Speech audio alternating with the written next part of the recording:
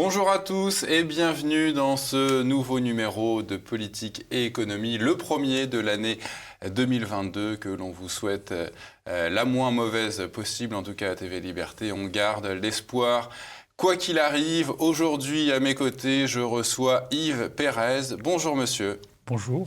Yves Pérez, vous êtes professeur émérite et ancien doyen de la faculté de droit, économie et gestion de l'Université catholique de l'Ouest à Angers. Vous nous aviez déjà accordé un entretien, je m'en souviens que l'on avait fait via Zoom, via Skype, pour présenter cet ouvrage « Les vertus du protectionnisme, crise et mondialisation, les surprenantes leçons du passé ». Vous êtes aujourd'hui sur notre plateau pour nous présenter votre dernier ouvrage, Protéger ou disparaître, le débat français sur le protectionnisme. Yves Pérez, rentrons tout de suite dans le débat, justement, dans ce débat français sur le protectionnisme. Alors, on a évidemment tous, je pense, le public de TV Liberté, en tout cas, un avis, une opinion sur ce qu'est le protectionnisme. Mais est-ce que vous pouvez nous en donner une définition précise, s'il vous plaît ? Alors, disons qu'il y a deux formes principales de protectionnisme. Il y a le protectionnisme tarifaire, c'est-à-dire qu'un État décide, pour des raisons de politique commerciale, de politique économique, de relever, par exemple, ses tarifs, ou de les abaisser, selon les cas, de les relever. Ces tarifs douaniers. Tarifs douaniers pour se protéger des importations de produits étrangers. Alors, non pas pour les supprimer, mais pour les moduler. Ça, je crois que c'est un point important, j'y reviendrai. Deuxième forme de protectionnisme, c'est le protectionnisme normatif. C'est celui qui joue sur les normes techniques, les normes réglementaires ou les normes sanitaires. D'accord. Et là, c'est un protectionnisme beaucoup plus diffus que le premier, je dirais beaucoup plus difficilement identifiable et qui existe, je dirais, un peu partout. Donc qu'on utilise avec des pays qui n'ont rien à voir avec nos économies, style la Chine, avec des normes sanitaires et environnementales qui sont absentes ou qui sont très différentes des nôtres. C'est pour nous protéger de quoi exactement, le protectionnisme ? Alors c'est pour protéger de la poussée commerciale de certains pays qui peuvent bénéficier de plus bas salaires, de charges sociales très inférieures, de conditions de travail très très basses, je dirais, très différentes des nôtres. Et par conséquent, ça crée des mécanismes d'asymétrie concurrentielle. On se trouve désavantagé vis-à-vis de ces pays. Et donc, on peut être amené à prendre des mesures de protection. Alors la protection dans l'histoire a aussi servi des fois à protéger certaines activités, certaines industries, soit parce qu'elles étaient nouvelles et ascendantes, soit au contraire parce qu'elles étaient déclinantes, mais qu'elles étaient importantes socialement, politiquement, et qu'il fallait donc les protéger, étaler dans le temps les changements. Donc on verra que ça recouvre des cas de figure extrêmement variés, je dirais, quand on regarde l'histoire économique. Alors moi j'ai toujours entendu les économistes des médias de masse nous présenter le protectionnisme comme étant le repli d'une nation sur elle-même derrière un mur de barbelés, quasiment les miradors, les bergers allemands. Pourquoi est-ce que le protectionnisme est-il toujours considéré comme le mal économique absolu ? Alors disons que les libre-échangistes, les économistes libre-échangistes confondent souvent volontairement l'autarcie et le protectionnisme. Le protectionnisme, c'est un pays qui cherche à moduler ces échanges extérieurs en utilisant des tarifs douaniers pour lisser, j'allais dire, un petit peu les importations par rapport à ces exportations. L'autarcie, c'est le choix d'un pays, alors pour des raisons idéologiques, militaires, qui se replie sur lui-même et qui cherche à diminuer au maximum ses échanges avec le monde extérieur. Pour prendre un exemple, les États-Unis de Roosevelt pendant le New Deal étaient protectionnistes, même très protectionnistes. L'Allemagne nazie était, elle, comme le Japon d'ailleurs, des militaires japonais, était pour l'autarcie, parce qu'ils se préparaient à la guerre.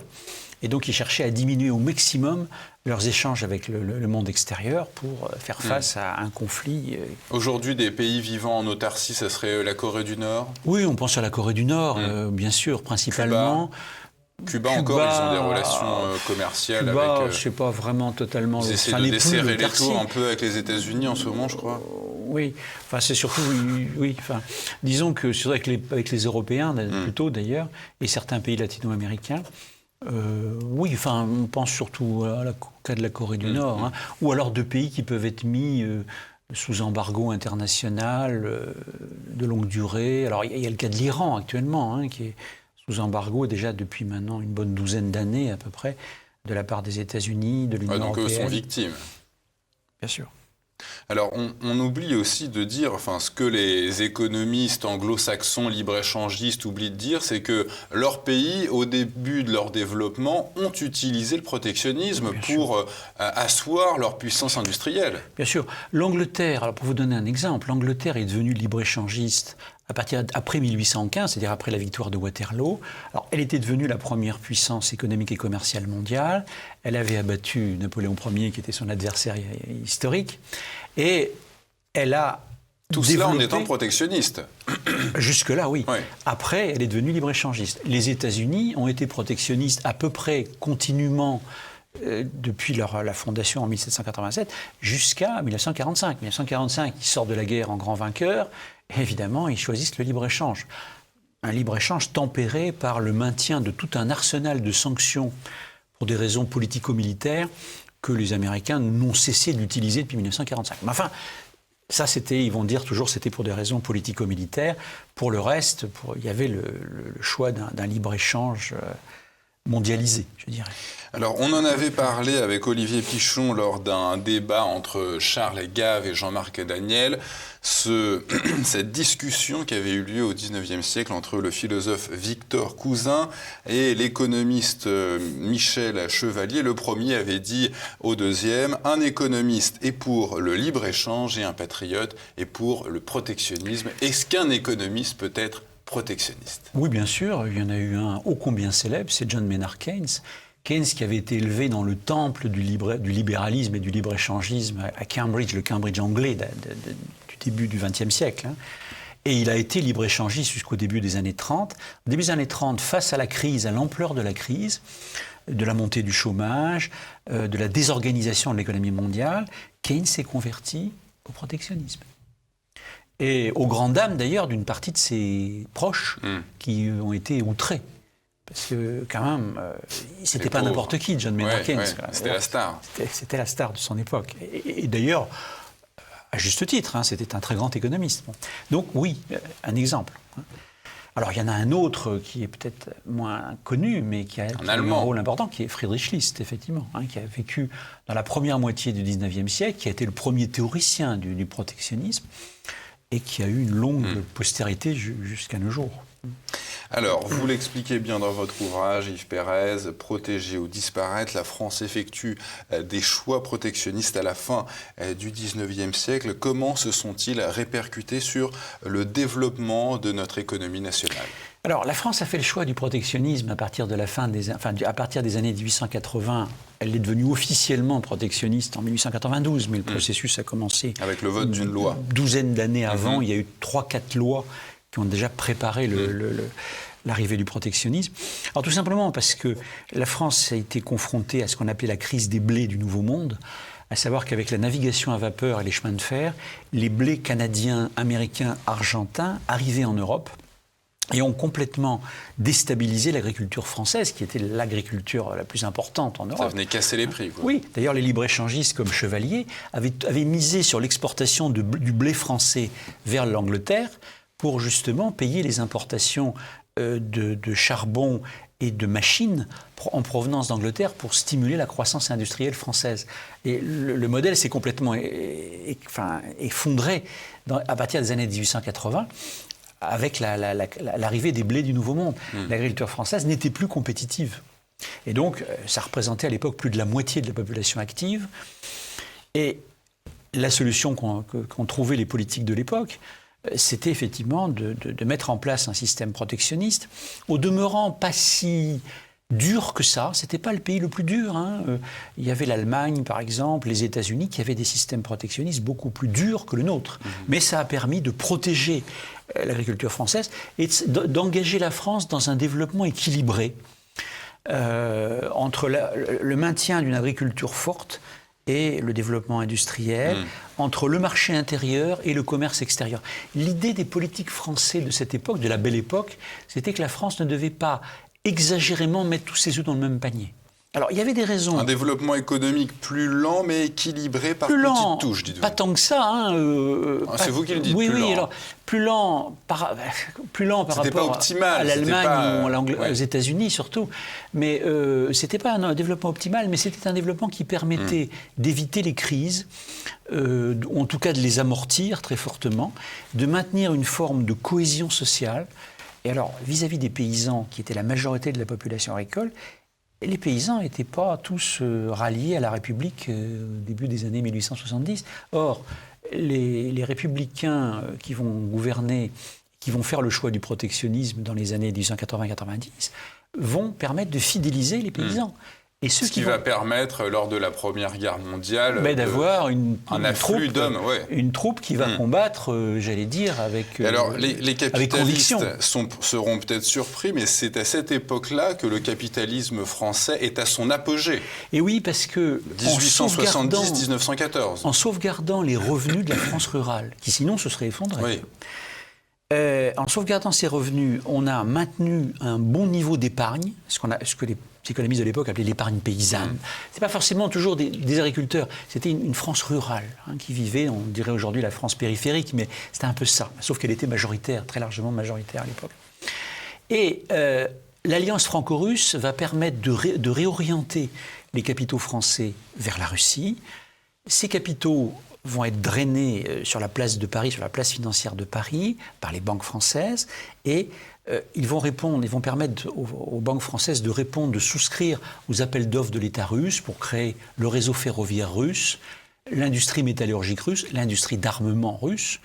Il est évident que le calcul était à double tranchant, il était à la fois économique, ça permettait à l'épargne française de trouver un débouché relativement stable, et il était stratégique, à savoir qu'en renforçant l'armée russe, c'était l'assurance qu'en cas de guerre avec l'Allemagne serait obligée de combattre sur deux fronts. Et à l'époque, c'était la hantise de l'état-major français, parce que la France faisait 40 millions d'habitants, l'Allemagne en faisait déjà 67, et il y avait un déséquilibre démographique. Donc cette période protectionniste de la France n'est ni isolée, ni ruinée, son capitalisme est à son apogée. La France était à l'époque, avant que la guerre éclate, la deuxième puissance financière du monde. On était la quatrième puissance commerciale du monde. Alors, il y avait devant l'Angleterre, les États-Unis, l'Allemagne.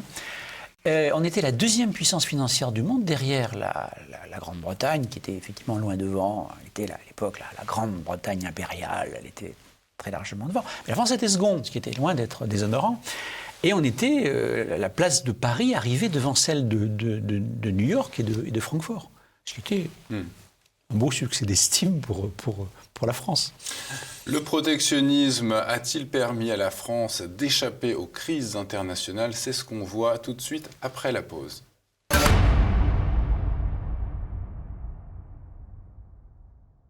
Toujours en compagnie de notre invité Yves Perez pour son ouvrage « Protéger ou disparaître ». Alors Yves Perez, on entend souvent en cas de mesures protectionnistes, les libéraux, les libres-échangistes nous dire « mais attention, si vous mettez des mesures en place comme ça, on va avoir des mesures de rétorsion ». Alors est-ce que ces mesures protectionnistes par la France à cette période 1870-1914 ont entraîné des représailles commerciales de la part de ses partenaires? Alors il y en a eu très peu. Il y en a eu relativement peu. Les grands partenaires de la France, c'est-à-dire l'Allemagne, l'Angleterre, les États-Unis, la Russie, etc., avaient accepté le nouveau régime douanier de la France. Il y a eu quelques exceptions. Il y a eu des pays avec lesquels il y a eu des difficultés. Il y a eu la Suisse, l'Espagne, la Roumanie et surtout l'Italie. Alors l'Italie, c'était la jeune République italienne qui était très nationaliste. Et il y a eu un clash avec la France. Ça a duré plusieurs années, et finalement c'est le Quai d'Orsay qui est intervenu pour arranger les choses et obtenir un compromis. Donc quand on fait le compte, le retour de la France au protectionnisme à partir de 1892, retour officiel de la France au protectionnisme, a eu peu d'impact sur les relations commerciales. Ça s'est traduit par une intense activité de la diplomatie économique française. Elle est là pour ça, elle est là pour travailler, la diplomatie. Oui, la France a signé un grand nombre de traités économique avec ses partenaires et qui était révisable tous les ans. Parce qu'avant, on avait des traités de 10 ans. Donc 10 ans, c'est long. Tandis que là, tous les ans, la France pouvait éventuellement dénoncer ces traités. Donc ça lui donnait une grande liberté de manœuvre. Mais dans l'ensemble, les choses se sont plutôt bien passées. Il y a eu peu de clash. Sauf, je vous dis, sauf avec l'Italie, où là, il y a eu des problèmes.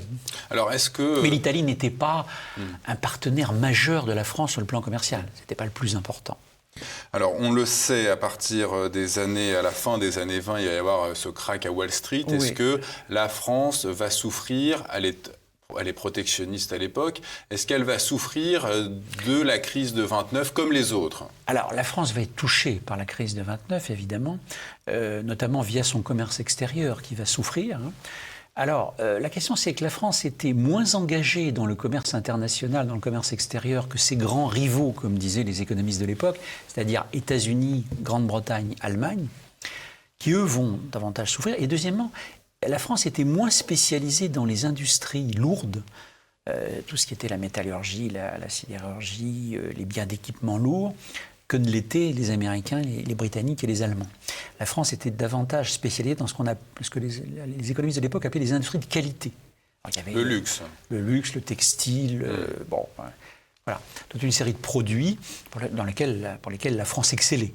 Mais elle avait évidemment une production, mais elle était moindre que celle des autres pays. Et les économistes français de l'époque, qu'ils soient très libéraux ou plus dirigistes, conseillaient toujours au gouvernement d'éviter l'excès de spécialisation. Contrairement à ce qu'on entend aujourd'hui en disant qu'il faut être de plus en plus spécialisé, ils disaient au contraire viser une certaine diversité, de façon, en cas de crise, en cas de clash, de ne pas être trop tributaire d'un secteur d'activité. C'était leur hantise.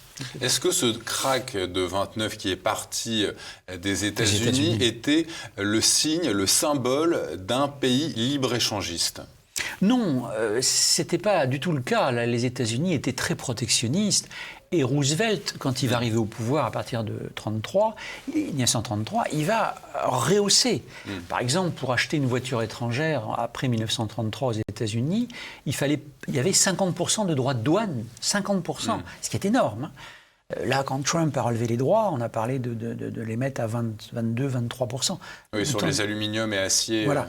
Du temps de Roosevelt, c'est monté à 50%. Et pour certains types d'activités, au-delà de 50%. Donc l'Amérique était très protectionniste. Les droits français... Est-ce que donc, du coup, cette crise, à contrario, était le fait d'un pays protectionniste? Est-ce que c'est le protectionnisme qui engendrerait cette crise? C'est plutôt une crise du crédit. Savoir que les industries, notamment l'industrie automobile, s'étaient développées en utilisant le crédit et qu'à un moment donné, il y a eu une crise de confiance à Wall Street. Alors là, Friedrich von Hayek avait très bien documenté cette crise du crédit en disant que quand il y a excès de crédit, excès de libéralité en matière de crédit, ça casse la proportion entre consommation et production et ça entraîne des crises. Ce qui s'est passé aussi en 2008. Ce qui s'est passé aussi en 2008. Alors, il y a eu une controverse, je n'entrerai pas dans le débat, avec Keynes là-dessus. Keynes disant que c'était une insuffisance de la demande, c'était la grande bagarre entre le libéral qui était von Hayek et le réformiste qui était Keynes sur cette question. Mais sans rentrer dans les débats, c'était surtout une crise du crédit qui s'est répercutée après à l'échelle internationale. L'Allemagne a tout de suite été touchée parce que les Américains avaient exporté des capitaux vers l'Allemagne pour permettre à l'Allemagne de payer une partie des dettes de guerre que l'Allemagne devait à la France, à l'Italie, à la Belgique et à la Pologne. Les capitaux américains ont quitté aussitôt l'Allemagne après 1929 et l'Allemagne est tombée dans un trou noir quelque part. Voilà, donc c'est ça qui était au départ le déclencheur de la crise. Et le protectionnisme est venu après. Enfin, aux États-Unis, il était déjà là, le protectionnisme. Mais le protectionnisme est venu après. L'Angleterre s'est convertie au protectionnisme après 1931, après la crise, la rupture avec l'étalon or. La livre sterling s'est dissociée de l'étalon or. Les Anglais ne pouvaient plus assurer le fonctionnement de la convertibilité or de la livre sterling. Ils se sont convertis au protectionnisme impérial, c'est-à-dire c'était ce qu'on appelle la préférence impériale. Ils se sont repliés sur l'Empire. L'Empire était conséquent à l'époque, évidemment. La France va essayer, contre vents et marées, de maintenir des liens à travers notamment les pays du bloc or. Ils vont chercher à maintenir la parité or de leur monnaie avec la Belgique, avec, je les cite de mémoire, la Suisse, l'Italie, la Pologne. Ça va durer un certain temps et puis ce bloc-or va se désagréger parce que les économies du bloc-or étaient plus concurrentes que complémentaires. Il y avait très peu de complémentarité. Et on n'avait pas eu le temps de viser des complémentarités entre ces pays. On était trop sous l'impact de la crise, quelque part. Donc le bloc-or va échouer. Les autres tentatives diplomatiques vont échouer parce que l'Europe est déjà très divisée. Le Troisième Reich est arrivé au pouvoir. Évidemment, les négociations tombaient forcément à l'eau avec le Troisième Reich. Et donc, par conséquent, la France s'est repliée sur elle-même et sur son empire colonial, comme la Grande-Bretagne, sur une échelle beaucoup plus réduite, effectivement. Elle fait un petit peu le gros dos face à la crise. Mais elle n'avait plus d'autres solutions, elle n'avait plus d'autres cartouches, je dirais, dans sa besace, quelque part. Et vous allez jusqu'à dire que l'Allemagne et la Grande-Bretagne, dans ces années 20, qui étaient libre-échangistes, c'était des pays instables, victimes fréquentes de crises de surproduction. Alors, parce que ces pays avaient mis... Alors, l'Allemagne de Weimar avait misé sur le tout exportation.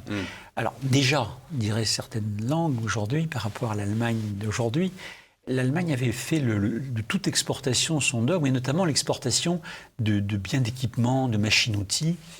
Elle s'était spécialisée pour reconstruire sa machine économique, qui avait été quand même très détériorée à la fin de la Première Guerre mondiale. Et donc, ces industries-là étaient très tributaires du commerce international. À chaque fois qu'il y avait une récession ou une crise, évidemment, il y avait une baisse des achats de biens d'équipement, de machines-outils à l'échelle internationale. Donc voilà, ces pays-là vont être effectivement, surtout l'Allemagne, très instable, puisque l'Allemagne sortait de la guerre, de la Première Guerre mondiale, elle avait été affaiblie, et donc la volonté de relancer par l'exportation son économie va aboutir à des impasses, et c'est là qu'arrivera en 1933 Hitler pour transformer l'économie d'exportation en économie de guerre, au fond. C'était très facile d'ailleurs pour lui, Alors, comme il avait beaucoup à produire. L'économiste François Peyroux, qui avait un sens de la formule... François Peyroux, oui. Qui avait un sens de la formule inimitable, avait parlé à propos il avait écrit un livre sur le sujet, c'était juste avant la guerre. Il avait parlé de l'autarcie d'expansion, alors ce qui est un peu un oxymore d'une certaine façon, parce que l'autarcie c'est le repli, l'expansion c'est le contraire, mais simplement c'était qu'il avait bien compris, Peyroux, que l'Allemagne s'apprêtait à envahir ses voisins et à vouloir créer un empire par la force, quelque part. Alors, après la Seconde Guerre mondiale, Yves Pérez, la France va entrer dans cette période joyeuse, des 30 glorieuses. Est-ce que c'est son arrivée dans le libre-échangisme qui va expliquer cette croissance qu'on connaissait autour de 6%? Alors d'abord, les 30 glorieuses ont commencé dans les années 50, avant que les frontières ne commencent à s'entrouvrir. Avant le traité de Rome de 56, Avant le traité de Rome, un petit peu avant le traité de Rome de 56. Ensuite, il faut voir deux choses, c'est-à-dire que il y a eu deux éléments. Il y a eu un changement. C'est pas tellement l'ouverture des frontières qui a joué, elle a joué un petit peu, mais pas tant que ça. Ce qui a joué surtout, c'est la substitution du pétrole au charbon. La France était pauvre en charbon, elle devait importer le tiers de sa consommation nationale de charbon depuis un siècle. Ça pesait sur sa croissance économique à une époque où le charbon, c'était le nerf de la guerre. Et l'arrivée du pétrole, qui était à l'époque bon marché, L'Algérie était française. Alors l'Algérie était française, on n'a pas très longtemps profité du pétrole algérien, parce qu'après il y a eu la nationalisation en 71, si je ne dis pas de bêtises, je crois. C'est sous Pompidou, en 1971, et la France va se tourner vers la Libye, où un jeune colonel du nom de Mouammar Kadhafi venait de prendre le pouvoir. Voilà. Donc la France est passée de l'Algérie vers la Libye pour acheter son pétrole. À l'époque. Deuxième facteur, c'est la création effectivement du marché commun, mais du marché commun agricole à 6, avec les 6 pays fondateurs. Et le marché commun agricole était un marché protégé du reste du monde par un tarif extérieur commun. Et donc c'était un libre-échange limité aux 6. Aux 6. Évidemment, la France était, alors avec l'Italie, les deux principaux pays agricoles, quelque part, c'était eux. Et donc la France va retrouver des avantages concurrentiels qu'elle avait perdus depuis la fin du siècle dernier dans le domaine de l'agriculture au niveau international. Elle va le retrouver dans ce marché à 6. Donc quand on dit ouverture, c'est une ouverture quand même très limitée, contrôlée. Et dans l'industrie, c'était pareil. L'industrie des 6 était protégée par un tarif extérieur commun. Jusque à peu près en 1974. Et c'est là où les choses vont bouger. Il va y avoir un changement à partir de l'arrivée de Valéry Giscard d'Estaing au pouvoir. Il va y avoir une forte inflexion, je veux dire. Rapidement, avant la deuxième pause, Yves Pérez, quel bilan peut-on tirer donc de cette France protectionniste qui s'étend grosso modo de 1873 à 1973 ? Alors, cette France est aujourd'hui très vilipendée. Quand on regarde les chiffres, quand on regarde les tendances longues sur la durée, on s'aperçoit que la France, qui avait perdu ses avantages concurrentiels dans l'agriculture, c'était un gros coup dur pour la France. Et deuxièmement, qui était pauvre en charbon, qui donc avait une croissance industrielle qui était grévée par ses importations de charbon. Il y avait en fait le choc charbonnier, la France l'a vécu pendant un siècle. Elle devait payer cher son charbon, elle l'achetait à l'Angleterre, surtout qui lui faisait payer un bon prix. La France a maintenu ses positions, malgré ça, la France a maintenu ses positions commerciales sur un siècle. De 1873 à 1974, la France est restée la 4e puissance commerciale mondiale. Elle a commencé à perdre du terrain quelque temps après être entrée dans ce système de libre-échange mondialisé. Il y a eu des étapes dans l'entrée dans ce système. Aujourd'hui, la France n'est plus qu'au 7e rang mondial. On a perdu 3 places en 40 ans. Alors que pendant 100 ans, la France a gardé sa place. C'est un élément de réponse, je dirais. Quand on voit les chiffres, c'est assez étonnant. C'est contre-intuitif. Moi, j'avoue, quand j'ai vu ces chiffres, je ne m'y attendais pas trop. Et en fait, il y a eu une stabilité. Alors, c'est vrai que la France pouvait apparaître beaucoup moins dynamique, plus loin des États-Unis, de l'Allemagne et d'une certaine façon de la Grande-Bretagne, qui étaient les 3 grandes puissances de l'époque. Après, il y a eu la montée du Japon, qui au début des années 60... On connaît la fable du lièvre et de la tortue, en tout cas en France. Voilà. C'est un petit peu la morale de cette histoire. La morale de cette histoire. Et la France a tenu son rang, on peut dire, de 4e puissance commerciale mondiale. Compte tenu du gabarit démographique de la France, c'était pas une mauvaise performance. Aujourd'hui, c'est moins le cas. Après la pause, Yves Pérez, on va évoquer le tournant mondialiste, libre-échangiste à partir de 1974.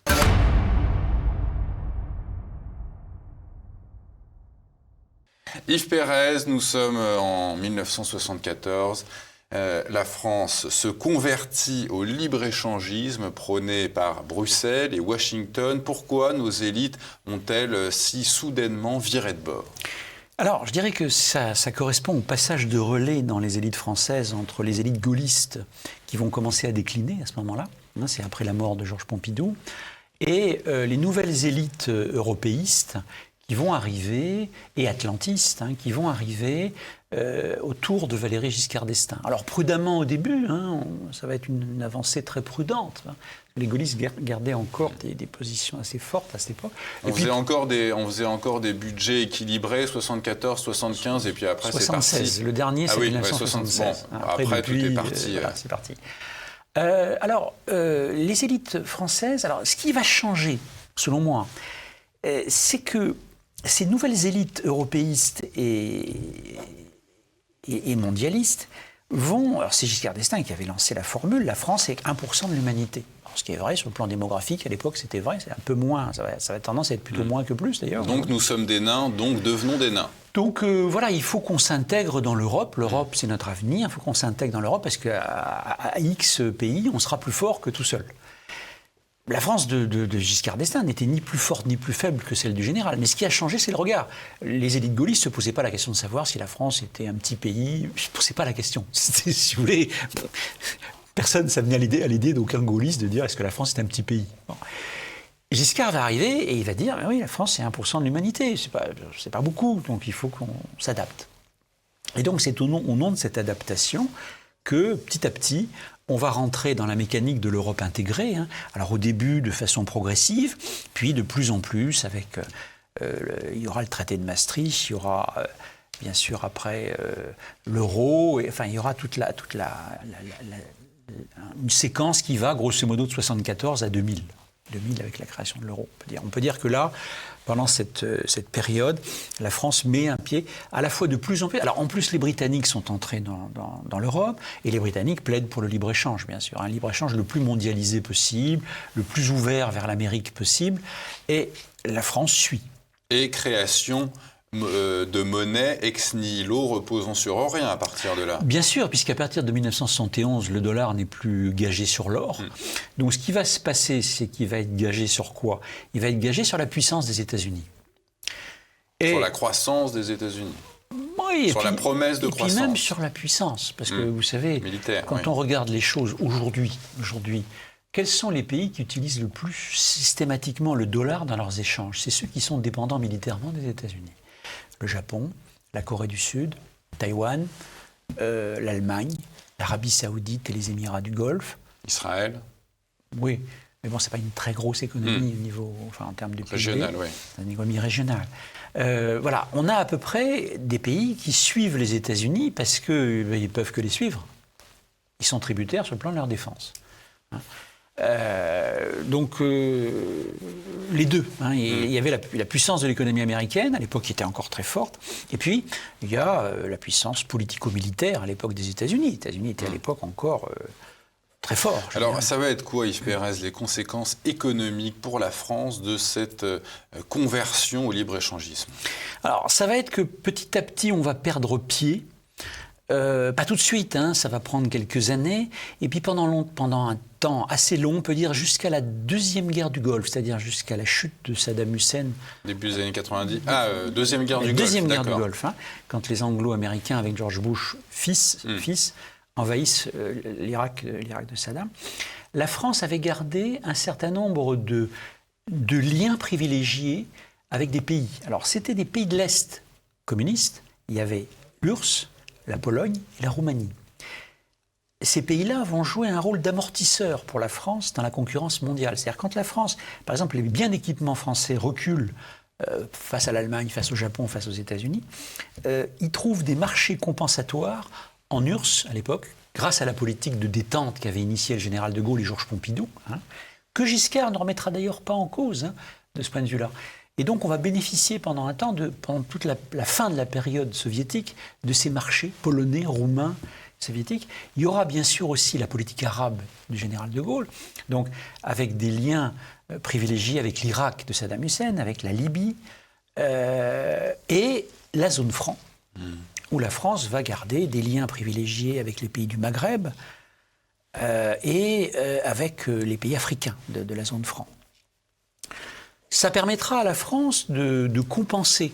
Quand la France reculait sur les marchés purement concurrentiels dans le domaine des biens d'équipement, des biens de production, elle arrivait à atténuer le choc avec ces marchés, alors qui n'étaient plus des marchés protégés, qui étaient des marchés que j'ai appelés politiques. Parce que c'était les retombées de la politique de détente de Général avec l'URSS, la politique arabe de Général et de Georges Pompidou. Et les zones francs, c'était l'héritage... Et après du passé historique de la France. Après cette période un petit peu intermédiaire, vous l'expliquez, chômage en hausse, désindustrialisation de la France, on a aujourd'hui perdu 1,2 million de postes dans l'industrie, en France en tout cas, les exportations en baisse, la croissance qui ralentit avec tout ça. On a également aussi, et le président Macron n'y est pas pour rien, la vente d'un certain nombre d'entreprises, de grandes entreprises, alors que vous les citez, Lafarge qui a été vendue à la Suisse, aux Suisses, Alcatel à la Finlande, Rhodia en Belgique, Alstom et Technip aux États-Unis, Maurice Allais, c'est-à-dire qu'on a laissé jouer le dogme du marché, du libre marché. Maurice Allais le résume très bien, chienlit mondialiste et laissez-fairiste. Tout à fait. Tout à fait. Je crois qu'il avait bien cerné le problème très tôt, je dirais. C'était un grand monsieur, donc incontestablement, il avait vu la tendance, quelque part. Et la tendance, évidemment, s'est aggravée au fil du temps. Il n'avait pas eu tort, de ce point de vue-là. Alors, la France, aujourd'hui, se trouve dans une position de plus en plus fragilisée. On n'a plus d'espace privilégié, je dirais, comme on a pu en avoir pendant plus d'un siècle. Aujourd'hui, on est à découvert. Et comment vous expliquez que les Français n'aient pas encore pris conscience de la gravité de la situation économique? Alors je crois que une partie des Français sont conscients que ça ne va pas très fort dans le pays. Mais enfin, ils sont quand même prêts, quand on les appelle pour répondre à des sondages d'opinion, à dire « je vais voter à 25% pour Emmanuel Macron ». Alors, sans rentrer dans la politologie, parce que c'est pas trop l'objet, Oui, c'était pas l'objet de oui. mon bouquin, mais disons que Emmanuel Macron s'appuie, je me base sur ce qu'a dit Jérôme Sainte-Marie, le politologue, Fourquet également l'ont expliqué, il s'appuie sur un bloc d'environ un quart des Français qui représente une bonne partie des CSP+, les cadres supérieurs à profession libérale, donc ceux qui sont les gagnants de la mondialisation. Les progressistes. Oui, mais aussi les gagnants. Les héritiers des Lumières. Oui, mais les gagnants de la mondialisation, bien sur le plan sûr. économique. Oui, bien sûr. Là, je me place sur le terrain purement économique, pas idéologique. Oui, deuxièmement, une partie des retraités aisés. Et puis, une fraction de la fonction publique qui suit le président en place. Bon. La haute fonction publique notamment, ou moyenne ou haute fonction publique. C'est un bloc qui est relativement stable depuis 2017, d'un quart des Français. Mais c'est un quart des Français. Alors, moi je pense qu'il y a trois choses. C'est que ce bloc de pouvoir, comme dit très bien Jérôme Sainte-Marie, qui reprend l'expression d'Antonio Gramsci, le marxiste italien, qui parlait de bloc historique, de bloc de pouvoir, de bloc historique. Et ce bloc de pouvoir qui est au pouvoir actuellement, il tient les leviers de commande économique, politique et médiatique. Donc, ce qui lui donne une puissance forte par rapport à tous les attaquants, tous les opposants qui arrivent et qui, eux, n'ont pas ces leviers de commande entre les mains. Donc, ils partent avec un désavantage important dans la bataille politique, électorale, etc. Ça, c'est un premier élément de réponse. Le deuxième élément de réponse, c'est qu'il n'y a pas pour l'instant en tout cas jusqu'à maintenant, une offre politique qui a été en mesure de rassembler ces Français qui sont sûrement assez différents les uns des autres. Là encore, je reviens sur ce qu'a dit Jérôme Sainte-Marie, mais il l'a dit je pense, dans son dernier livre, avec beaucoup de sens de la formule. Il a dit, grosso modo, il y a la France des Gilets jaunes et puis il y a la France de la Manif pour tous. C'est deux Frances qui ne se ressemblent pas. Il faut être tout à fait clair en termes... Je laisse de côté tout ce qui est l'idéologie, mais en termes socio-économiques. Quand on voit les manifestants gilets jaunes, c'est pas les mêmes que ceux qui étaient à la Manif pour tous. C'est une évidence, c'est visuel, je dirais. Vous voyez une fusion à l'avenir? Parce que vous promettez pour l'année prochaine une explosion des dépenses publiques et du chômage. Alors, pourquoi vous prévoyez ça? Qu'est-ce qui vous permet? Tout simplement parce que Emmanuel Macron a négocié avec Angela Merkel, qui a accepté, elle était en fin de mandat, elle a accepté que pendant la pandémie, on mette entre parenthèses les règles de rigueur budgétaire en Europe, et notamment la fameuse règle des 3% maximum de déficit budgétaire. Bon, on l'a mise entre parenthèses, on est monté à beaucoup plus. Et les 60% de dette publique. La dette s'est accrue. Bon, la nouvelle coalition dite arc-en-ciel qui est arrivée au pouvoir entre sociodémocrates, libéraux et écologistes, le nouveau ministre de l'économie et des finances passe pour être un chaud partisan du retour à la rigueur. Et donc je pense que les fêtes passées, et elles vont passer vite, on va à nouveau voir un gouvernement allemand qui va prôner l'austérité. Alors la nouveauté, c'est que c'est un gouvernement allemand qui va prôner l'austérité budgétaire et monétaire et qui va être très ouvert sur la question de la migration, sur la question des migrations, puisque l'Allemagne a besoin à peu près chaque année d'1,5 million de nouveaux migrants pour combler ces vides démographiques, je dirais. Et deuxièmement, elle va être très libérale sur le plan des sociétales, puisqu'il y a dans la coalition déjà des engagements qui ont été pris par les partenaires pour libéraliser un certain nombre de choses sur lesquelles je ne m'étendrai pas. Ce n'est pas le but de mon livre. Est-ce que, Yves Pérez, cette crise du Covid, lors de laquelle on s'est aperçu qu'on avait bradé et laissé partir toutes nos industries stratégiques, et ce retour à la rigueur qui va nous être imposé par Berlin, pourrait forcer les gouvernements français à un retour, osons rêver, au protectionnisme? Alors, c'est très difficile à dire. Bon, d'abord parce qu'on ne sait pas ce qui va sortir des prochaines élections présidentielles et législatives, j'insiste. Si elles ont lieu. Les deux. Donc, pour l'instant, point d'interrogation. Hein. Je dirais que moi, ce que j'ai dit dans mon livre, et je le maintiens, c'est que la France a atteint le seuil de son développement soutenable en économie ouverte. Autrement dit, ça veut dire quoi? Par développement soutenable, les économistes entendent un développement qui soit relativement structuré, relativement équilibré. Ça veut dire qu'aujourd'hui, on a atteint le seuil. Les chiffres, vous les avez cités tout à l'heure, on les a évoqués, sont très mauvais. Et ceux qui viennent risquent d'être un peu plus mauvais que les précédents. Alors, soit on continue dans cette voie-là, et on peut le faire, mais ça va être à coûts croissants, coûts sociaux, coûts humains, coûts politiques. Hein, la crise de la démocratie n'est pas sans lien avec le maintien de l'économie ouverte. Hein. Il y a une France qui se déchire d'une certaine façon, qui est en train de se déchirer de facto. Soit on envisage une autre voie et on commence à prendre des mesures pour, je dirais, pas forcément revenir tout de suite au protectionnisme, mais en tout cas créer les conditions d'un développement plus protégé.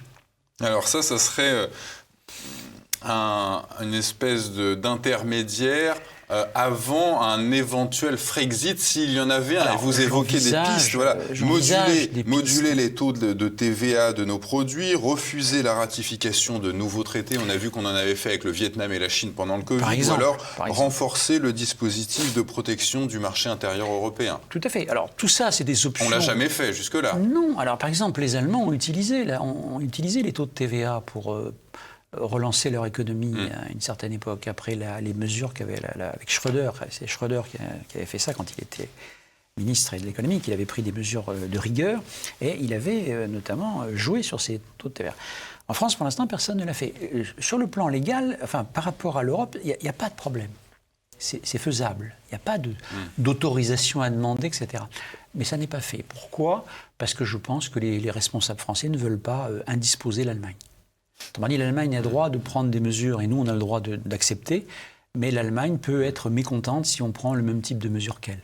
Et le couple franco-allemand en Allemagne, ils rigolent doucement quand ils entendent cette expression, ils parlent de partenariat. Ce qui est, à mon avis, d'ailleurs, beaucoup plus réaliste que de couple. Le terme de couple a un côté un peu ridicule, ça fait penser à un vaudeville, plutôt qu'autre chose, quelque part. Parce que si de couple il s'agit d'un couple extrêmement distendu, je dirais. Voilà, je ne dirais pas plus. Et à propos de couple, justement, à la fin de votre ouvrage, vous évoquez 3 scénarios. L'un serait un maintien dans l'UE, mais...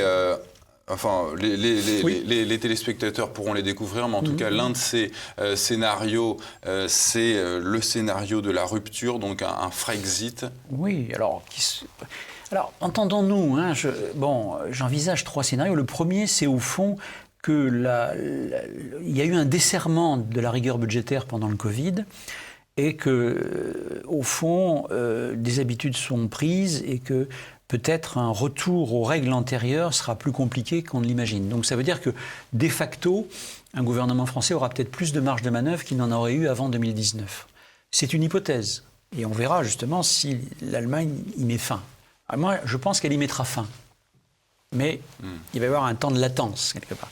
Deuxième scénario, ce serait d'abandonner la monnaie unique, qui nous est très défavorable, pour le retour à une monnaie commune. C'est-à-dire l'hypothèse qui avait été explorée avant la création de l'euro par Philippe Séguin, par Édouard Balladur, par Jean-Pierre Chevènement, qui avait émis l'hypothèse d'une monnaie commune. C'est-à-dire l'euro aurait été la monnaie de la zone européenne vis-à-vis du reste du monde, mais à l'intérieur de la zone européenne, chaque pays aurait gardé sa propre devise avec des marges de fluctuation par rapport à l'euro.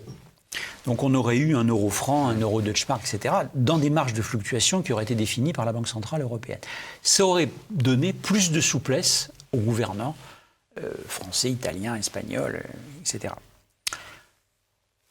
C'est un scénario, on verra. Et sur le plus extrême, j'aimerais vous entendre sur le plus extrême. Alors, le troisième, c'est quoi? Le troisième... En tout cas, le plus radical, celui d'une rupture. Alors, le troisième, ça peut être ça peut être une rupture, là encore, pas totale. C'est-à-dire que parce que les gens qui ont parlé du Frexit ne se rendent pas trop compte, je crois, de ce qu'ils disent, d'une certaine façon. Mais ce serait très long à l'expliquer. La première chose, c'est que on peut très bien demain sortir de l'euro, demander à sortir de l'euro, revenir à une monnaie nationale, tout en restant dans le marché unique européen. Après tout, la Suède et le Danemark ont gardé leur monnaie. Et que je sache, c'est accepté. La Hongrie, la Pologne ont leur propre monnaie et ils sont dans le marché unique européen. Bon. Donc il y aurait un scénario de ce type que n'avaient pas envisagé les hommes politiques français souverainistes qui avaient parlé du Frexit. En disant le Frexit, on s'en va. On fait comme les Britanniques ont fait. C'est peut-être pas le moment d'aller dans un truc très radical. On peut passer plusieurs paliers. Voilà, tout à fait. Je pense que, alors, c'est mon point de vue, ça m'engage, donc je suis prêt à polémiquer s'il y a des contradicteurs. Pourquoi pas.